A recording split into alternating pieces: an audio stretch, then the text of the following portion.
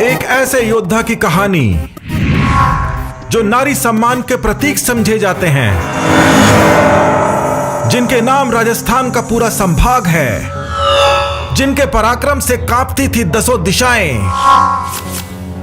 विजयदशमी के दिन हुआ था जन्म जिनका और शुरू हुआ शेखावत वंश का आविर्भाव। शेखावाटी के रोम रोम में बसे योद्धाओं के योद्धा, वीरों के वीर महाराव शेखाजी। राव शेखाजी 13 साल की उम्र में राजगद्दी पर बैठे थे। उन्हें विरासत में महज 12 गांव मिले थे, लेकिन उन्होंने अपने पुरुषार्थ के बल पर 360 गांवों का एक विस्तृत राज्य खड़ा किया, जिसे उनके वंशजों ने और आगे बढ़ाया। उस प्रदेश को आज आप शेखावाटी के नाम से जानते हैं। शेखावत राजवंश व शेखावत प्रदेश के प्रवर्तक राव शेखाजी को इतिहास में सांप्रदायिक सद्भाव और नारी सम्मान के रक्षक के प्रतीक के रूप में माना जाता है। खेजड़े का वृक्ष था जो आज अपनी व्यवस्था में नहीं है। उस खेजड़े के वृक्ष के नीचे महाराव शेखाजी ने रात को यहाँ पड़ाव दिया और रात को ही अपनी अंतिम सांस ली।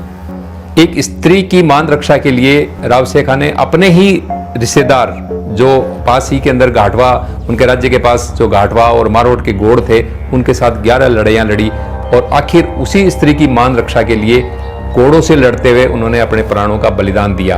12 वर्ष की छोटी आयु में ही शेखाजी के पिता का स्वर्गवास हो गया और जिम्मेदारी उनके कंधों पर आ गई।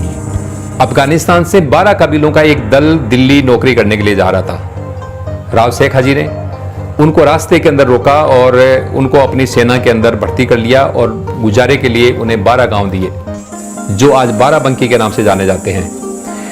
इसके अंदर खास बात यह थी कि राव शेखा ने कि आगे कभी हिंदू मुस्लिम का झगड़ा नहीं हो, और इस बात को समझते हुए उन्होंने एक दूरदर्शिता दिखाते हुए उनके साथ समझौता किया कि जितने पठान थे वो, एक तो पहले उनकी शर्त थी कि वो गाय का मांस नहीं खाएंगे, दूसरा मोर का शिकार नहीं करेंगे, दूसरा हिंदुओं के लिए भी ये था कि इसलिए राव शेखाजी के जो सैनिक हैं वो सुअर का शिकार नहीं करेंगे या सुअर का मांस उनकी रसोई में नहीं आएगा।